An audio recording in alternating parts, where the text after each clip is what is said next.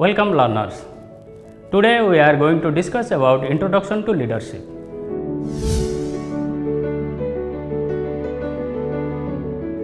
You must be wondering what is leadership is. I am 100% sure you know what is leadership.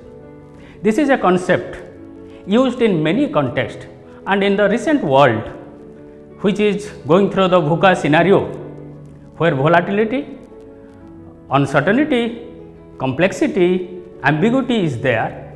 This is the most sought after thing in the business world as well as in the general world. Leadership is similar to love. You know what is love.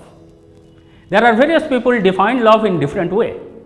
Somebody defines love mother-son love. Somebody defines love husband-wife love, boyfriend-girlfriend, and so love is understood by all, but in different context, different scenario, it has different meanings. Similarly, leadership is immersed since the existence of human being on this earth.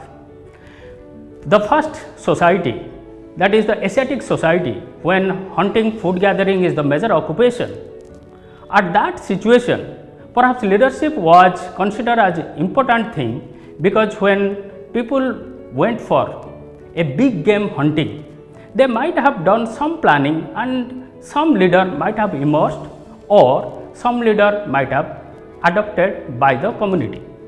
Now, since that day till today, leadership is the most sought after thing, and we are going to discuss in detail this complex concept of leadership. Leadership, the scientific study, perhaps started in the 20th century, and various definitions you might have learned and various definitions available to you in your course material you might have undergone through all these things. I will be highlighting what are the different points highlighted by different authors, different thinkers, different philosophers about leadership. Leadership is not a static word, it is a process. In the process, it takes into consideration whether the leader and the follower, the two important characteristics, leader and followers. A leader to emerge needs followers, and it is a process. In this process, leader and follower, they simultaneously carry out the objective of the organization. The objective has to be decided not only by the leader. Earlier thought was considered that leader decides the objective, vision, mission of the organization. Now scenario has changed. You are in 21st century. In 21st century, knowledge is plentifully available. All the people are having knowledge in different fields. If you want to seek knowledge, there are different platforms through which you can gain knowledge. So now considering subordinates do not have knowledge is a mistake.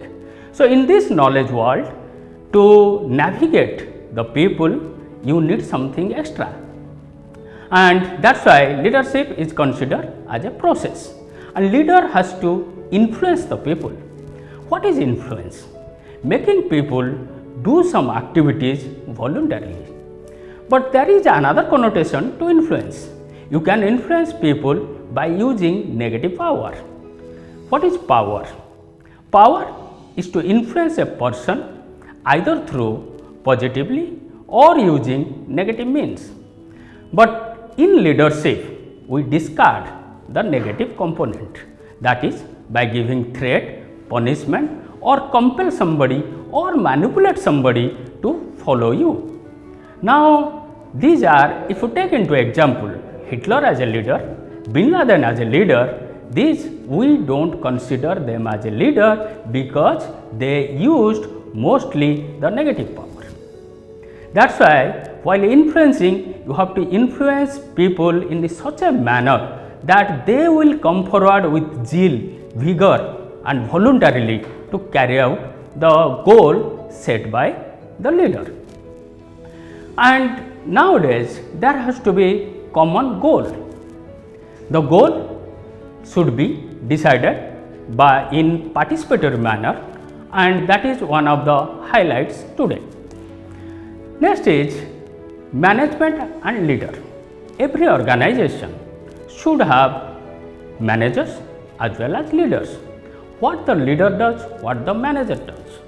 The basic question arises that managers should have leadership quality. The leader, if doesn't have a management quality, doesn't create much problem. That's why business organization, all the managers are supposed to have leadership quality. And why this is? Because in this world, nothing is permanent. Everything is changing. And we are in a transition phase. Now, in this transition phase of change, the pace of change has increased. So, many of the theories, many of the principles, many of the rules, many of the principles are no more valid. And to make it valid, to make or to innovate something new, to make the organization more profitable, to make the organization relevant, a leader has to have vision. And with vision, he needs to change the things. So, one of the important characteristics of leadership is to make changes, appropriate changes. Change can be positive, change can be negative. But we expect the leader to have the knowledge, skill to take forward the organization in a positive direction where the organization will get the benefit. Then another question comes, is the leader to be decided by people or he will be given power to lead? So, here I am focusing on assigned leader versus emergent leader. Assigned leader, like you can take example, an IS officer, a district collector. He is assigned with some role, leadership role to lead the district. I am not doubting about their acumen, not doubting about their intelligence. They come through a proper process which takes this thing into account. Definitely they have these things, and that's why they are able to lead. But most of the time, if you are giving power to a leader who doesn't have something which will make him acceptable, then the problem arises. So, most importantly, the leader has to emerge. How a leader emerges? A leader emerges. There are different theories, different perspectives how leader emerges. It may be the trait. He should have certain traits like intelligence, he should have knowledge, problem solving ability, he should have integrity, he should have ethics. So, this list goes on. We have discussed about the features of the leader. That is one perspective. The other perspective from which we discuss about leadership, another important feature is the follower or the group. So, it also depends upon the leader whether a person will be emerging as a leader or not, depends upon the followers. So, follower characteristics are very important.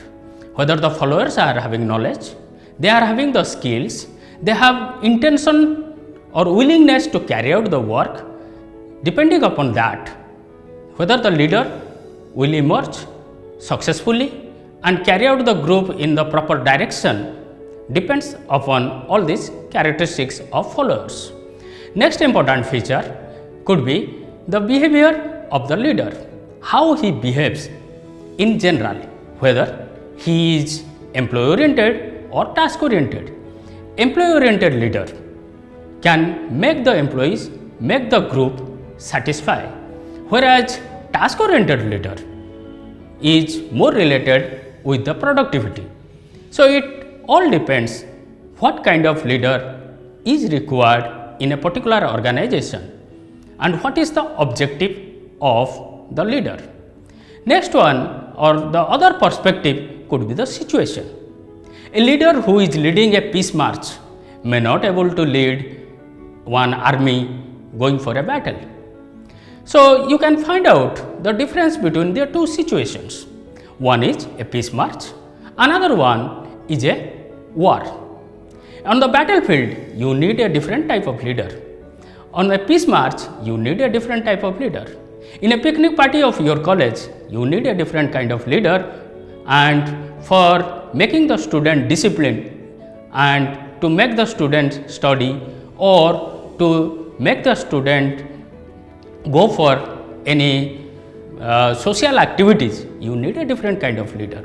So, it is not only the leader's characteristics, not only the follower characteristics, not only the behavior of the leader, but also it depends upon the situation which determines whether a leader will emerge, whether the leader will be successful, whether he will lead the organization.